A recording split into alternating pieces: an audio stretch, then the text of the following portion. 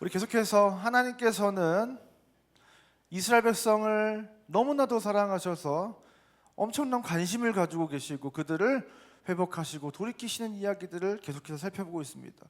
사사기 시대에 이스라엘 백성들이 계속해서 실패했던 이유는 무엇이었습니까? 하나님의 말씀이 없었기 때문이에요.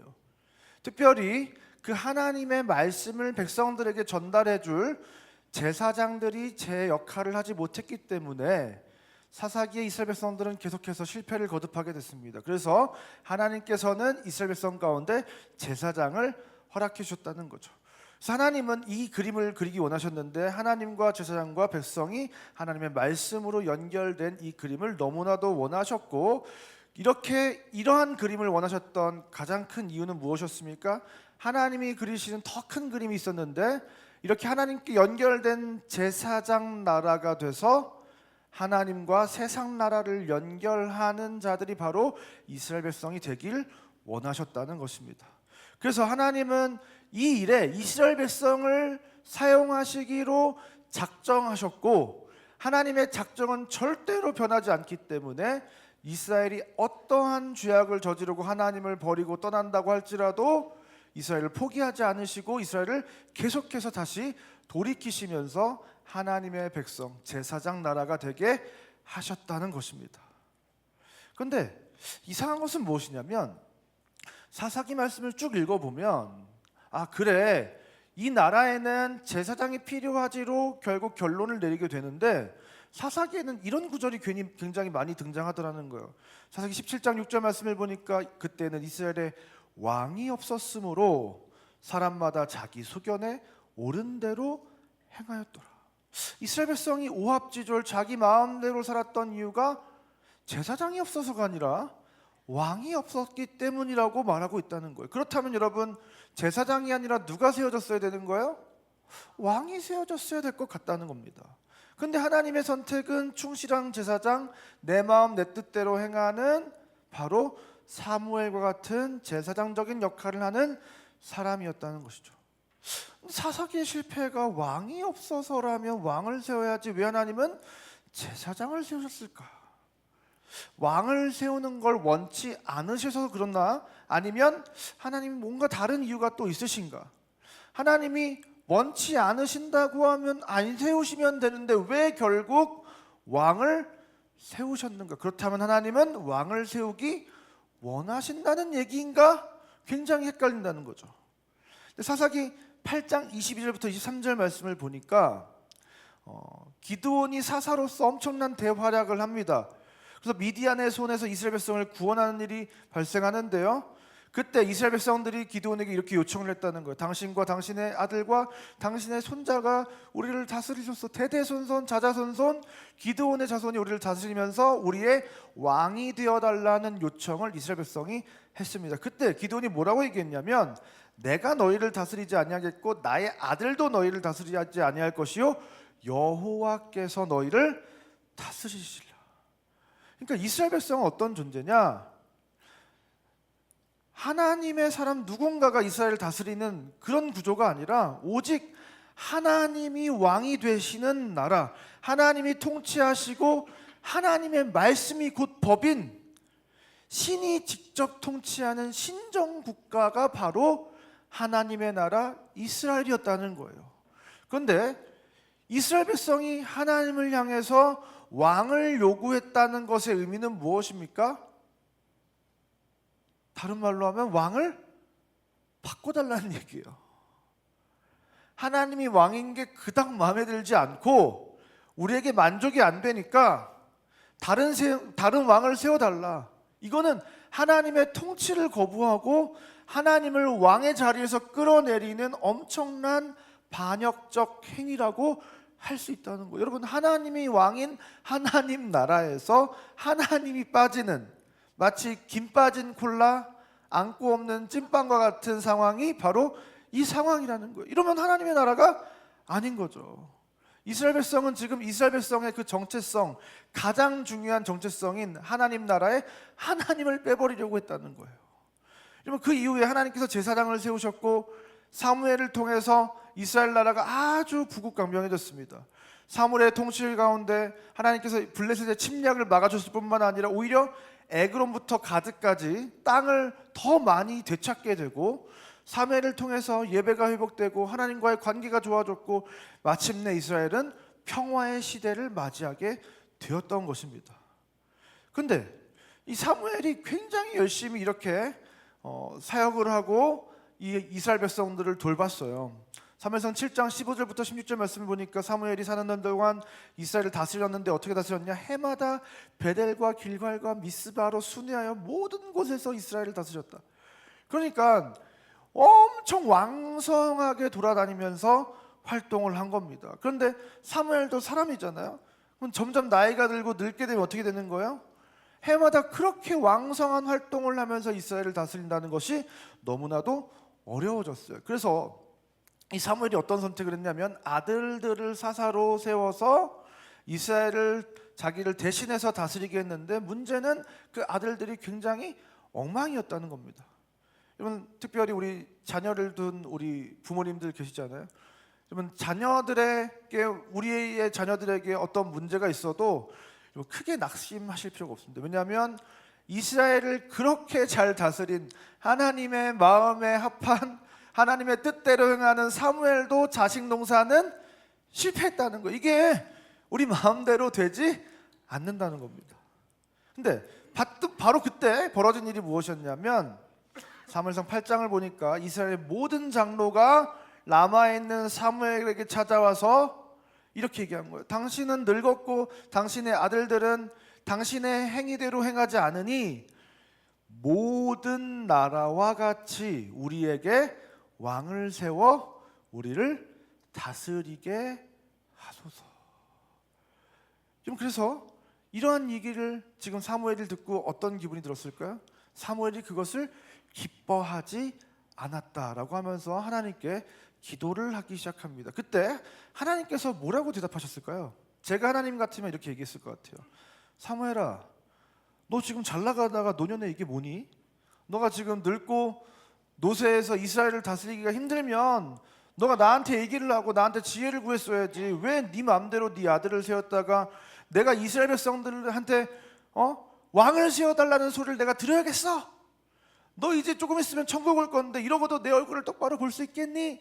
너 정말 이렇게 할 거야? 너 천국까지 오리걸음으로 와. 막 이렇게 얘기를 했을 것 같아요. 근데 하나님은 어떤 응답을 하셨다는 거예요? 7절과 8절을 보니까 이는 그들이 너를 버림이 아니요 나를 버려 자기들의 왕이 되지 못하게 함이니라. 그들이 애굽에서 인도하여 낸 날부터 오늘까지 나를 버리고 다른 신을 섬긴 같이 내게도 그리하는도다. 야, 백성이 지금 너가 눈뜨고 살아있는데도 왕을 세워달라는 얘기를 해? 사무엘아, 너가 지금 기분 나쁠 게 아니라 이건 지금 내가 정말 기분 나쁜 문제야. 지금 이스라엘이 너를 버린 것처럼 보이지만 사실은 나를 버린 거야 라고 하나님께서 이스라엘 백성의 그 본질을 파악하시고 알려주시는 겁니다. 지금 이 이스라엘 백성이 왕을 세워달라는 것의 그 본질은 무엇이었냐? 이스라엘 백성이 하나님의 통치를 벗어나서 하나님의 백성이기를 포기했다는 거예요. 그래서 하나님께서 사무엘에게 이렇게 명령하십니다. 야, 왕을 세우면 어떤 일이 벌어지는지를 이스라엘 백성들에게 얘기해줘. 도대체 다른 나라 백성들이 섬기는 그 왕이 누구인지, 야, 너네 그렇게 왕정이 좋아? 한번 들어봐 라고 내가 알려주겠다고 하나님께서 설명하라고 하세요. 왕정 제도가 시행되면 어떻게 되냐? 너희 아들들은 전쟁에 나가서 총알바지가 될 것이고 평시에는 강제 노역을 하게 될 것이고 너희 딸들을 다 시녀로 왕이 삼을 것이고 너가 농사하고 목축해서 얻은 가장 좋은 거는 다 왕에게 갖다 바쳐야 되고, 그리고 17절에 결국 너희가 그의 종이 될 것이다.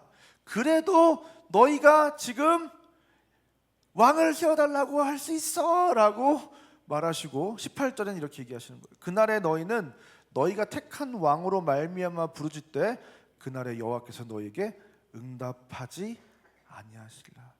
결국은 너희가 왕을 세워달라고 해서 너희가 엄청 큰 고통을 당하게 될 텐데 그때 너희가 나한테 기도해도 난 너희들에게 응답하지 않을 거야. 이렇게 하나님께서 사무엘을 통해서 그 말씀을 전달하시는데 사무엘의 말이 끝나기도 전에 이스라엘 백성이 뭐라고 얘기했는지 아세요? 너의 기도에 응답하지 않을 거야. 아니로소이다. 우리도 왕이 있어야 하리니. 19절과 20절. 백성이 사무엘의 말 듣기를 거절하여 이르되 아니로소이다. 우리도 우리의 왕이 있어야 하리니. 하나님과 정렬됐던 이스라엘 백성이 사무엘의 말 듣기를 거절했다. 하나님으로부터 선포되는 하나님의 말씀을 귀 기울여 듣는 것을 거절하고 우리도 다른 나라들 같이 되어 우리의 왕이 우리를 다스리며 우리 앞에 나가서 우리의 싸움을 싸워야 합니다. 여기서 굉장히 우리가 주의 깊게 살펴봐야 될 단어는 우리도 다른 나라들 같이 되고 싶다는 거예요. 하나님의 나라, 하나님이 다스리신 나라, 하나님의 특별한 사랑과 관심과 총애를 받는 하나님의 나라가 아니라 우리도 다른 나라들 같이 되고 싶다. 그것이 지금 이스라엘 백성 마음 가운데 있는 갈망이었다는 겁니다. 그런데 사사기에도 비슷한 묘사가 있습니다. 그 세대의 사람들도 다크스 조상들에게 돌아갔고 그 후에 일어난 다른 세대는 여호와를 알지 못하며. 사사기의 이스라엘을 다른 세대라고 묘사를 하는데요, 하나님과 전혀 상관없고 하나님을 알지 못하는 다른 세대가 일어났어요. 왜냐하면 가나안살이 2세들은 실제로 하나님을 제대로 경험한 적이 없어요. 광야 생활을 하지도 않았고 가나안 정복 때는 너무 어렸고 하나님을 제대로 볼 수가 없었던 것이죠. 그런데 문제는 그들의 부모 세대가 하나님을 떠났고 하나님을 그 다음 세대에게 제대로 알려주지 않음으로 말미암아 도리어 이방의 쾌락적인 문화와 이방신을 섬기는 문화를 그의 자녀들에게 전수했기 때문에 하나님을 알지 못하는 하나님과 전혀 상관없는 다른 세대가 일어났다는 것을 사사기는 우리에게 가르쳐주고 있다는 거예요. 그런데 여러분 생각을 해보세요. 지금의 이스라엘은 어떤 이스라엘입니까? 사무엘을 통해서 살아계신 에베네셀의 하나님을 경험한 세대가 이 사무엘 시대의 사람들이에요. 미스바와 센 사이에 세워진 돌을 아직도 두 눈을 뜨고 보고 있다는 겁니다. 그런데도 이들은 다른 나라들 같이 되고 싶었다는 거예요. 사사기의 2세대의 이스라엘 백성들은 환경 때문에 어쩔 수 없이 하나님을 몰랐어요. 그런데 이 사무엘서의 이스라엘 백성은 하나님을 다 경험했는데도 자기가 다른 나라들을 바라보면서 우리도 다른 나라들처럼 되고 싶다, 스스로의 선택으로 다른 백성, 다른 나라의 백성들처럼 되고 싶었다는 거예요. 하나님의 은혜가 바로 직전까지 있었는데 하나님을 면전에 두고 하나님을 버리겠다고 하는 겁니다. 여러분, 이거 하나님 입장에서는 굉장히 비참한 거거든요. 결국 이 하나님의 이 왕정 제도를 향한 이 스탠스는 어떻습니까? 그 다른 나라들이 하는 그 왕정은 너희를 착취하고 빼앗고 너희로 힘들게 하는 거야. 그래도 그걸 해야 되겠니? 그거 한다고 하면 난 너희들한테 도움을 줄 수가 없어. 난 너희의 왕이 아니야, 더 이상. 하나님은 이스라엘 백성이 요구하는 다른 나라들과 같이 되는 그 왕정 제도를 명백하게 싫어하신다는 것을 우리는 성경 속에서 발견하게 된다는 거예요. 그런데 8장 22절에 하나님께서 뭐라고 말씀하시느냐? 여호와께서 사무엘에게 이르시되 그들의 말을 들어 왕을 세우라 하시니. 사무엘이 이스라엘 백성이 그렇다고 얘기를 하니까 하나님이 그럼 그들의 말을 들어 왕을 세우라고 그냥 말씀하시더라는 거예요. 하나님은 절대로 왕정제도를 원하시지 않은 것 같았는데 결국엔 이스라엘 백성에게 왕정제도를 허락하셨다. 여기서 우리는 굉장히 헷갈리는 겁니다. 아니, 하나님이 정말 그게 아니라고 생각하시면 뜯어 말리시고 혼꾸녕을 내서 죽어도 못하게 하셔야 되는데 왜 결국은 그 왕정제도를 허락하시는가? 여기에 우리는 하나님의 숨겨진 어떠한 의도를 발견하게 된다는 것입니다. 신명기 17장 말씀을 보면 하나님은 이미 이스라엘 백성이 왕정을 요구하고 결국에는 하나님께서 왕정 제도를 허락하실 거라는 그 암시가 신명기 17장에 이미 담겨져 있습니다. 너희가 만일 가나안 땅에 이르러서 그 땅을 차지하고 거주할 때 우리도 우리 주위의 모든 민족들 같이 우리 위에 왕을 세워야겠다는 생각이 나거든. 반드시 내 하나님 여호와께서 택하신 자를 내 위에 왕으로 세울 것이며 내 위에 왕을 세우려면 내 형제 중에서 한 사람을 할 것이요 내 형제 아닌 타국인을 내 위에 세우지 말 것이며. 하나님께서 이미 가나안 땅을 도착하기도 전에 말씀을 하신 거예요. 너희가 가나안 땅에 가서 왕을 세워야 되겠다는 생각이 들면 이러한 기준으로 왕을 세우라는 얘기를 하나님이 하셨어요. 하나님도 왕을 세워야 될 때가 올 것이라는 것과 그것이 이스라엘 백성에게 필연적으로 필요하게 될 것이라는 것을 하나님도 아셨다는 거예요. 그래서 그때 이스라엘 백성의 왕을 세울 때 기준과 그 왕이 살아가야 되는 그 방식과 이 모든 것을 신명기 17장에 이미 말씀하셨다는 겁니다. 그래서 왕의 기준을 뭐라고 말씀하셨냐? 반드시 이스라엘 백성 중에서 세워야 되고 절대로 이방인을 세우면 안 되고 왕은 병마를 많이 두지 않아야 되고 병마를 얻으려고 애굽의 도움을 구하지도 말아야 되고 아내를 많이 두지도 말아야 되고 자기를 위해서 은과 금을 많이 축적해서도 안 된다. 이렇게 왕은 어떻게 살아야 되는지 하나님께서 다 알려주셨어요. 그리고 신명기 17장 18절부터 20절 말씀 다 같이 읽겠습니다. 시작.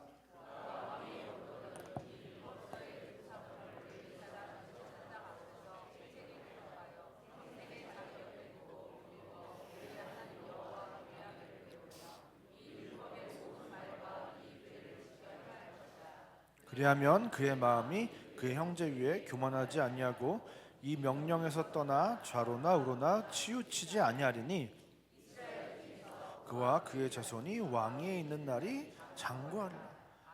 그래서 이 왕이 하나님의 뜻에 의해서 세워지면 왕은 어떤 존재로 기능하게 되는가? 율법서의 복사본을 제사장 앞에서 다 기록해가지고 하나님의 말씀을 항상 끼고 다니면서 읽고 그래서 하나님을 경외하는 법을 배우고 하나님을 두려워하는 마음으로 이 율법을 지켜 행해야 된다.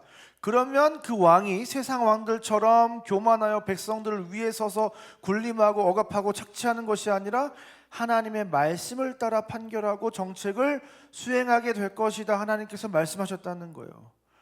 결국 이 왕들도 하나님의 말씀을 가지고 그 말씀에서 하나님과 딱 이렇게 말씀을 통해서 하나님과 정렬되기를 원하셨다는 거죠. 결국 왕들에게 필요한 것도 하나님의 말씀이고 그 말씀을 가르쳐줄 제사장들이 바로 왕에게도 필요했던 거예요. 그래서 하나님이 세우시는 왕정 제도 이전에 사무엘이 먼저 세워진 것입니다. 하나님의 말씀을 가르쳐주기 위해서. 그런데 여기서 이해가 안 되는 것은 무엇입니까? 그렇게 왕정을 싫어하시는 것 같은데 왜 왕정을 결국 허락하시고 알고 보니까 왕정제도에 대한 재반상을 다 마련해 두셨는가? 도대체 하나님의 마음은 뭔가? 하나님은 이랬다가 저랬다가 뭔가 이 다중인격을 가지신 것처럼 왜 우리를 이렇게 헷갈리게 하시는가? 문제는 한 끗 차이였다는 한 끗 차이. 여러분, 하나님이 그리고 계신 왕정제도가 있었고 이스라엘 백성이 원하고 그리는 왕정제도는 따로 있었다는 거예요. 그 차이가 있었다는 겁니다. 이스라엘 백성이 원하는 왕정은 뭐였어요? 말 그대로 하나님을 대체하는 다른 나라들 같은 왕을 원했다는 거예요.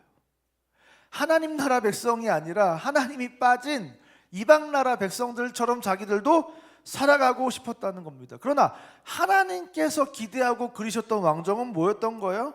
그 왕이 하나님과 제사장 앞에 그리고 그 말씀 앞에 서서 하나님의 말씀으로 완전히 정렬된 그 말씀과 연결돼서 말씀대로 다스리고 통치하는 그런 왕을 원하셨다는 겁니다. 이것을 이제 신정 안에 있는 왕정이라고 신학적인 표현을 하는데요.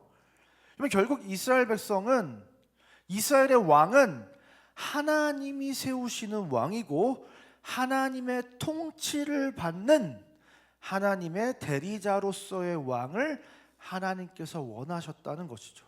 근데 이스라엘 백성들이 요구했던 왕은 뭐예요?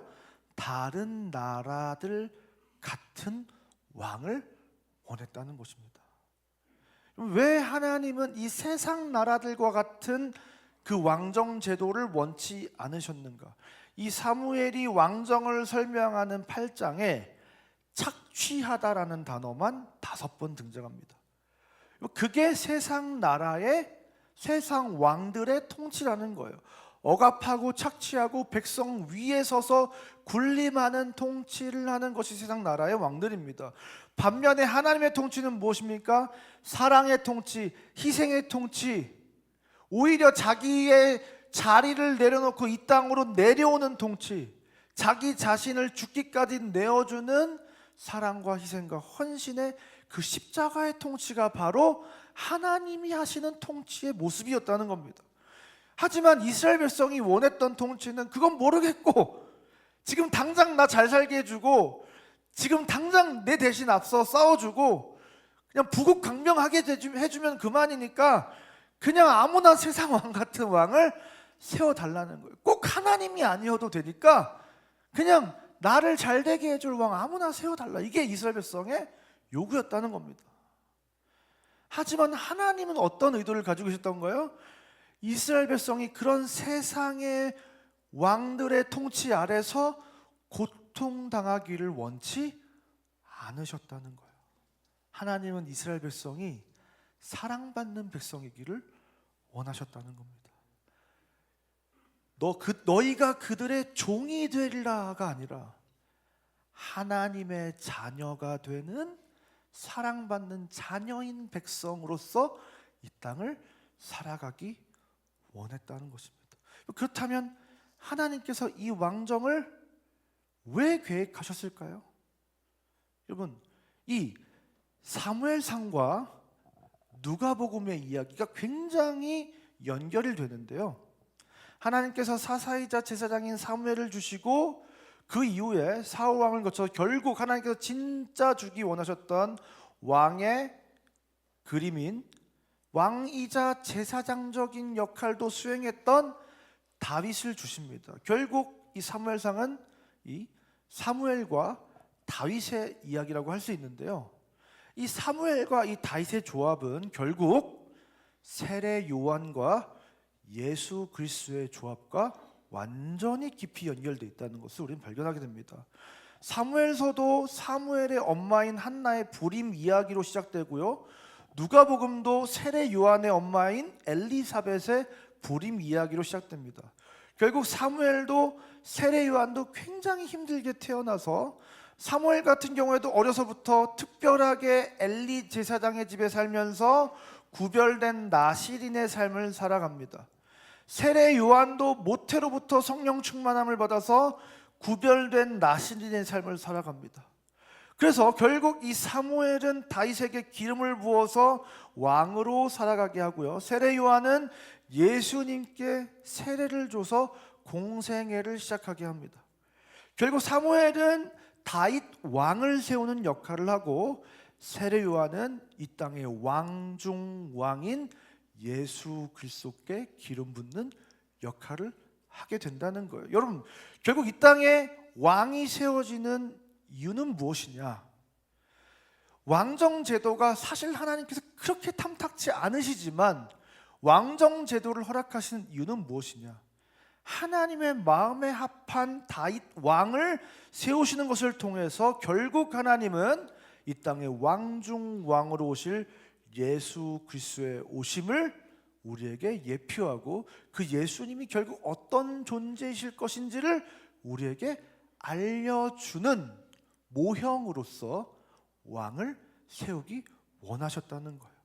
더 나아가서 왕 같은 제사장이었던 다윗과 같은 존재, 왕 같은 제사장이신 예수님과 같은 존재로 살아갈 우리들에게 다윗처럼 살아가면 되는구나. 우리도 근데 다윗처럼 실수할 수도 있구나. 하지만 우리는 다윗과 같은 삶을 살아가지 않아야 되는구나. 이런 반면 교사를 삼기 위해서 또한 배움을 얻기 위해서 우리에게 이 다윗 왕을 세워주신 것이죠.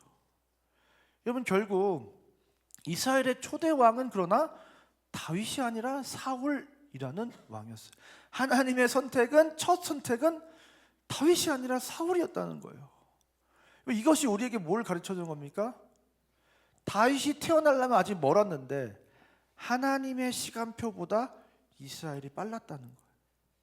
그리고 하나님이 원하시는 방법대로 이스라엘 백성은 왕을 세우길 원치 않았다는 겁니다. 그래서 재밌는 건 무엇입니까? 하나님께서 이스라엘 백성이 왕을 막 세워달라니까 결국 제비를 뽑아서 왕을 세워요, 이스라엘 백성 중에서. 근데 하나님께서 결국 누구를 선택하신 거예요? 사사기 때 이스라엘 백성들이 학살했던 베냐민 지파 중에 한 사람인 사울 왕을 선택하셨다는 거예요. 야, 왕을 원해? 한번 당해봐라.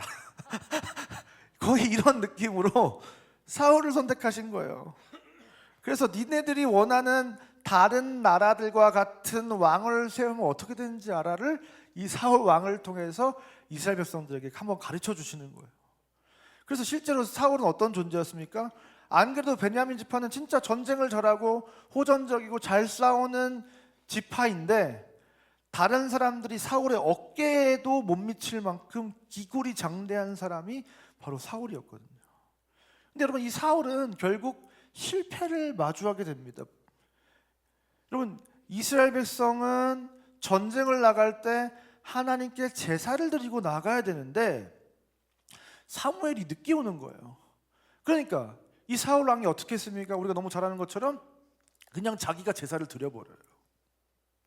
그래서 사무엘이 도착하자마자 뭐라고 얘기했냐면 왕이 망령되이 행했습니다 하면서 당신이 하나님의 명령을 지키지 않았다고 질책을 합니다. 근데 여러분, 다윗은 어떨까요? 사실 다윗도 사무엘과 별반 다르지는 않거든요. 다윗도 어떤 실패를 경험합니까? 오늘 제가 다 말씀을 드릴 수는 없죠, 시간 관계상. 수많은 실패를 경험하게 되는데 법궤를 예루살렘으로 가져올 때 율법에 명시된 법궤를 운반하는 방법이 있습니다. 법궤는 레인이 어깨를 메고 옮겨야 되는데 다윗이 어떻게 했습니까? 법궤를 수레에다가 실어다가 리어카를 끌고 지금 옮기다가 어떻게 된 거예요? 소가 놀라서 이렇게 하니까 우사가 그걸 잡다가 죽임을 당하는 일이 발생했다는 거예요. 다윗도 사울이랑 크게 다를 바가 없어요. 하나님이 정하신 율법대로 행하지 않고 자기 마음대로 진행을 합니다. 그리고 또 자기 마음대로 제사장만 들어갈 수 있는 성막에 들어가요. 여러분, 어떤 측면에서 둘 다 똑같이 제사법을 어깁니다. 성소에 관한 규례를 어깁니다. 다윗이 밧세바를 범하고 남편을 죽게 했고 이런 걸 다 떠나서 사울이나 다윗이나 이 제사법과 성막에 관한 규례를 그 하나님이 정하신 뜻대로 하지 않았다는 측면에서 둘 다 하나님이 그들을 떠나고도 남을, 버리시고도 남을 만한 요소가 그 둘 모두에게 있었다는 거예요. 그런데 하나님은 사울은 버리시고 다윗은 택하셨다. 이게 지금 우리에게 굉장히 중요한 시사점을 알려주는 것입니다. 여러분, 사울은 왜 그 율법을 어겼습니까?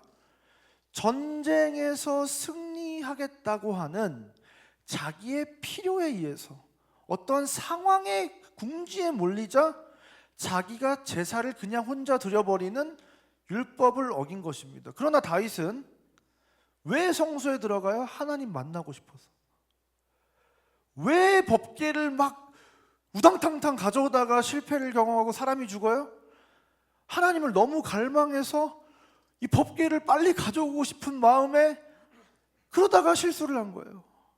여러분, 쉽게 말해서 사울은 하나님의 능력을 필요로 했고 다윗은 하나님 그 자체를 원했어요. 물론 다윗도 이 실수 때문에 하나님한테 엄청 혼나고 엄청난 재앙을 당하기도 하고 하나님이 다윗에게 엄청난 고통을 안겨주시기도 해요. 하지만 다윗을 버리시진 않으셨어요. 둘 모두 실수와 율법을 어기는 죄를 범했지만 어쩌면 성경을 쭉 살펴보면 다윗이 더 빈번하게 그 실수를 저질렀지만 하나님은 사울은 버리시고 다윗은 선택하셨다. 왜요? 그 동기가 너무 달랐다는 거예요. 그래서 하나님은 사울을 떠나십니다. 어쩌면 이것이 바로 이스라엘 모습일 뿐만 아니라 저와 여러분의 모습과도 같다는 것입니다. 이스라엘은 하나님이 필요한 게 아니라 하나님의 능력이 필요했어요.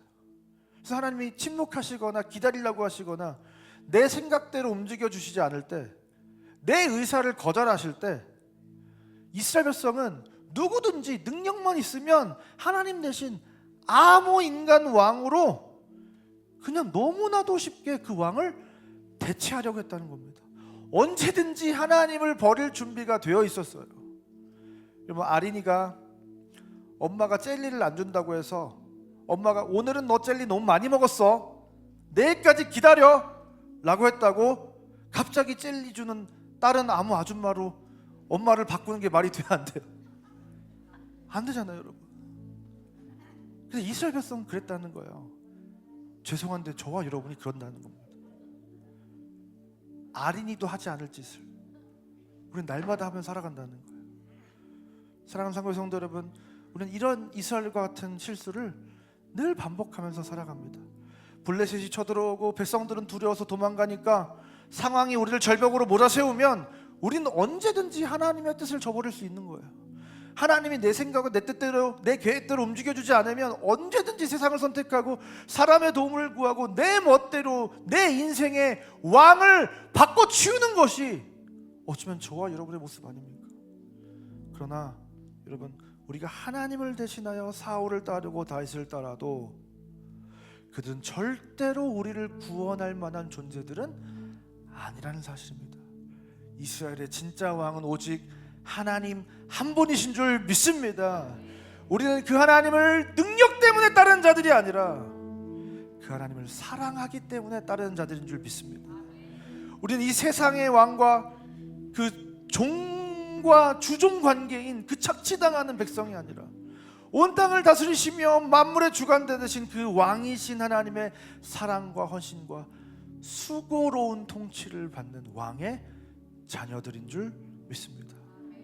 하나님과 자녀가 된 언약으로 묶인 순간 우리는 그 하나님과 아무리 우리가 하나님을 떠나도 그 하나님과 끊어질 수 없는 사랑의 관계가 바로 우리 하나님과 우리의 관계인 줄 믿습니다.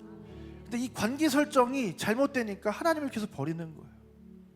하나님의 능력만을 원하니까,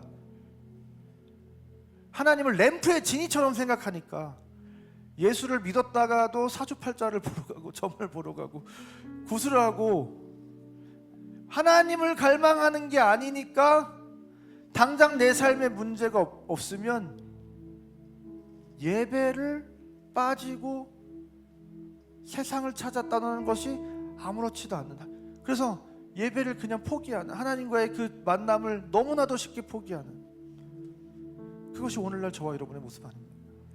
사랑하는 상국의 성도 여러분, 오늘 시간 하나님께서 우리에게 주신 이 말씀을 기억하셔서 하나님의 능력이 아니라 우리의 아버지 되신 하나님 그 자체를 사모하게 되는 저와 여러분 되시길 주님으로 축원드립니다. 더 나아가 철없이 그냥 아버지의 도움만을 구하는 인생이 아니라 이제 우리의 그 신앙도 철이 들어서 그 하나님 아버지를 돌아보고 하나님 아버지 그 자체를 생각하게 되는, 사랑하게 되는 다윗과 같은 저와 여러분 되시길 주님으로 축원드립니다.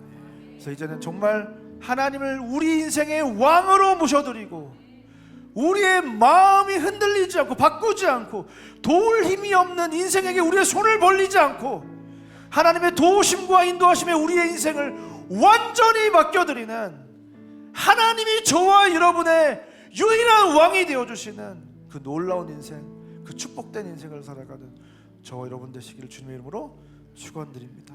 시간 다 같이 자리에 나셔서 함께 찬양하며 기도하며 나가겠습니다.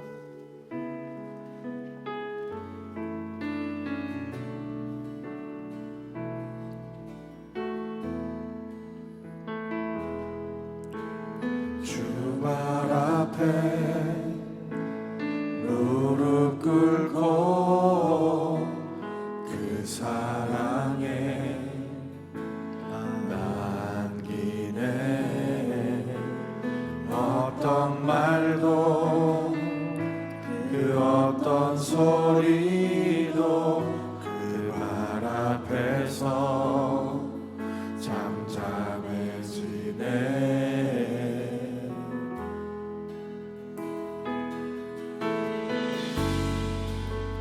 주 나의 삶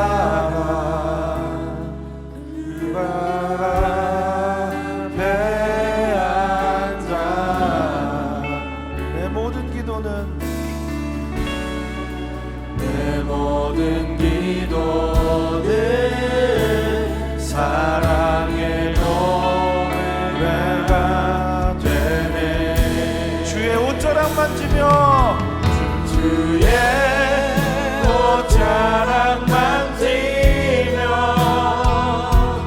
주의 두 발을 씻기며 주님 그 발에 입 맞추며 나의 왕관을 얻으리. 주의 옷자락 만지며 주의 옷자락 만지며 주의 두 발을 씻기며 주님 그 발에 입 맞추며 나의 왕관을 다시 한번 고백하기 원합니다. 주발 앞에 무릎 꿇고 주발 앞에 주발 앞에 무릎 꿇고 그 사랑에 만일에 어떤 말도 그 어떤 소리도 그 말 앞에서 잠잠해지네.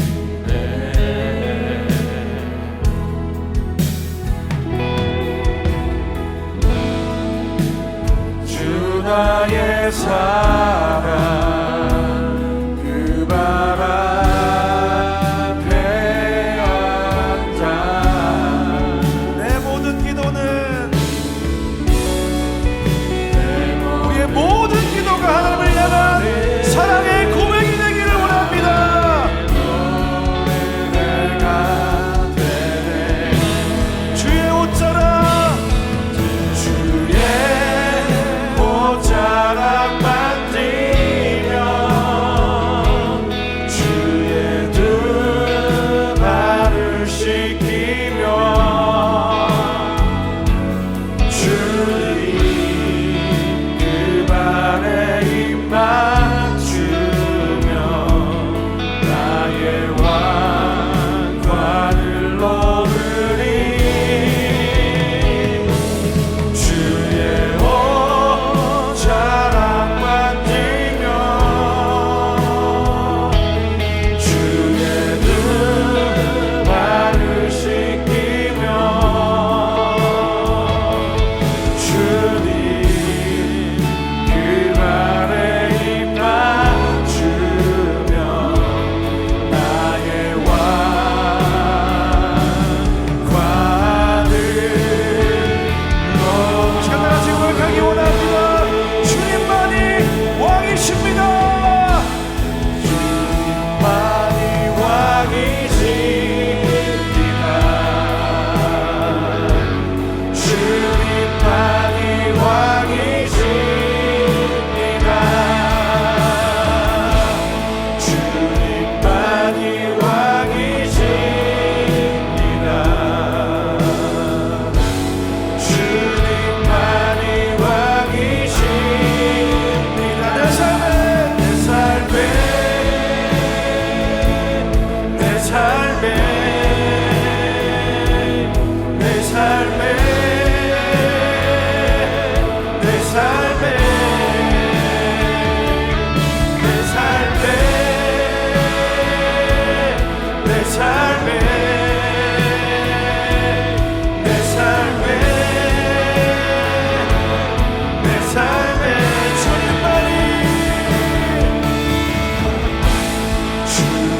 주님만이 왕이십니다. 주님만이 왕이십니다.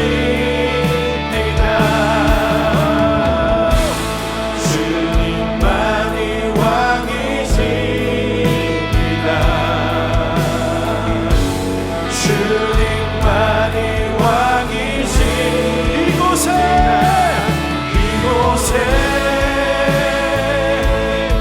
이곳에 이곳에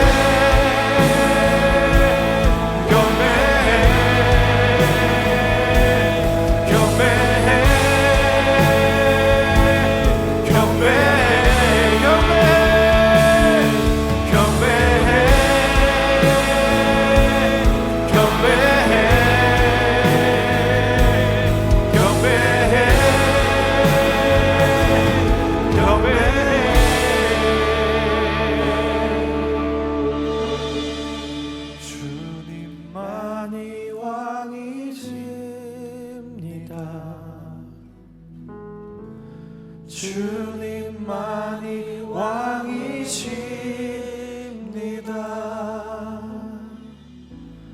주님만이 왕이십니다.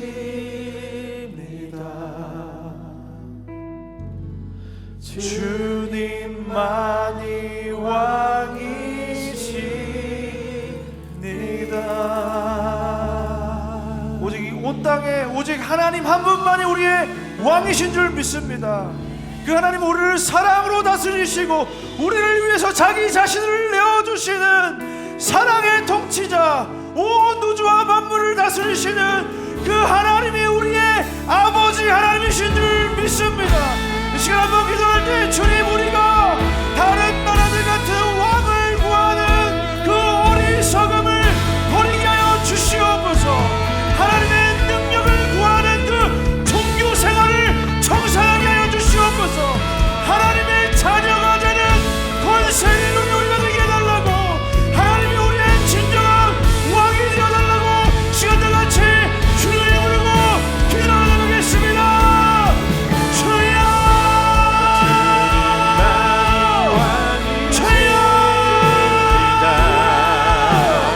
주님, 우리가 우리의 왕을 하나님 나 자신으로 삼고 이 세상의 왕들을 쫓아 살아가고 하나님을 떠난 사람과 하나님 우리의 인생의 그 연약함을, 그 불순종을, 그 죄악됨을 하나님 용서하여 주시옵소서.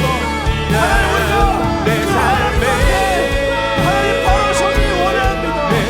하나님 내 생각대로 내 뜻대로 살아가는 그 모든 삶을 청산하고 그 하나님의 말씀 앞에 정결된 그 한 사람이 되기를 원합니다.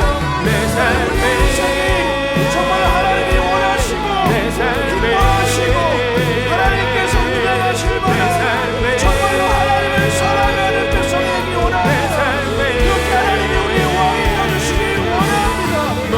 하나님을 위해 정말로 하나님 되셔서 하나님 우리가 그 앞에 엎드리고 그 하나님의 말씀을 들으며 그 말씀대로 순종하며 마치 하나님이 하신 인생이 되기를 원합니다. 하나님 다른 왕을 구하며 하나님의 다른 세상의 것들로 대체하며 하나님을 모르는 인생이 아니라 그 하나님의 왕되심을 누리고 왕의 자녀로 그 사랑의 통치를 누리고 하나님의 백성으로서 모든 것을 그 하나님만을 바라보는 우리가 되게 하여 주시옵소서. 하나님 우리를 붙들어 주시옵소서. 뛰어나신 이름 왕의 왕 예수께 손 들고 경배해 경배해 경배해 경배해 경배해. 하나님만이 우리의 왕 되신 줄 믿습니다. 우리는 그 하나님의 능력을 구하는 존재가 아니라 그 하나님 그 자체를 사랑하는 하나님의 자녀들인 줄 믿습니다. 오늘 이 시간 그 하나님의 자녀 되게 하신 그 놀라운 은혜에 감사해요. 하나님, 그 자녀됨의 권세를 날마다 누리고 하나님의 그 사랑의 통치를 누리며 살아가는 저 여러분의 인생 되실 주님으로 축원드립니다. 자리에 앉으시면서 이렇게 고백했으면 좋겠습니다. 하나님이 우리의 왕이십니다. 우린 하나님의 자녀들입니다. 감사합니다. 오늘 주신 은혜 감사해서 준비한 예물을 하나님께 봉헌하겠습니다.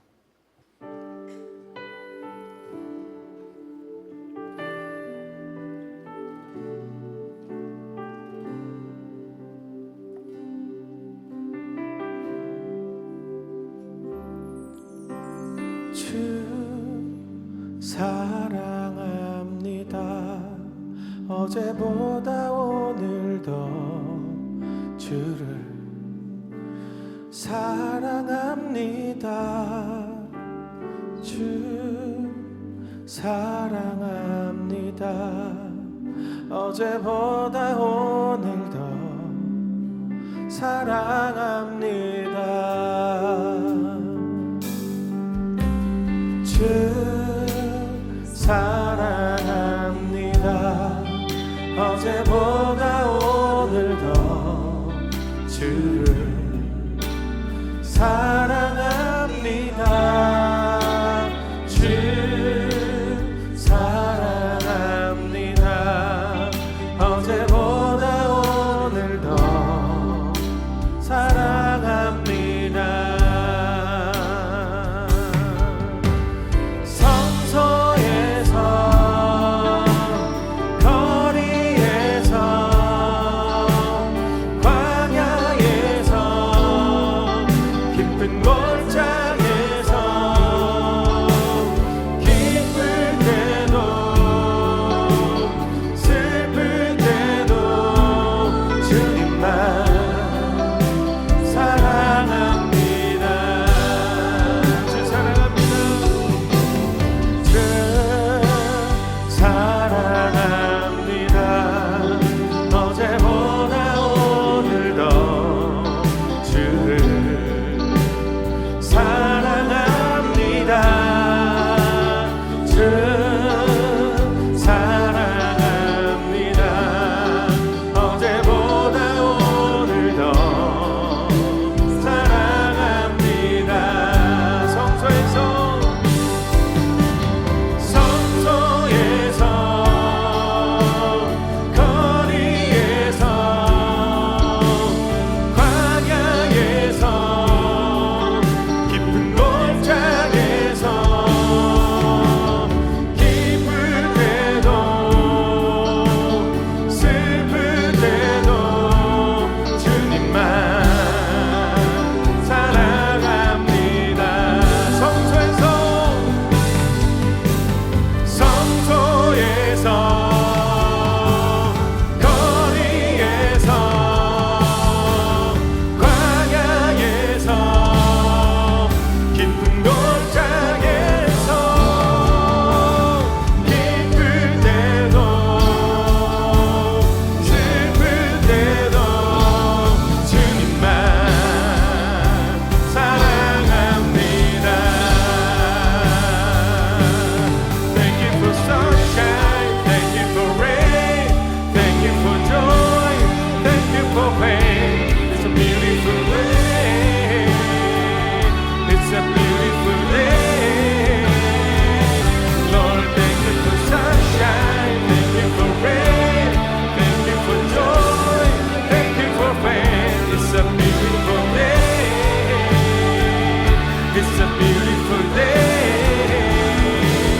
Lord, thank you for sunshine, thank you for joy, thank you for thank you for pain. It's a beautiful day. It's a beautiful day.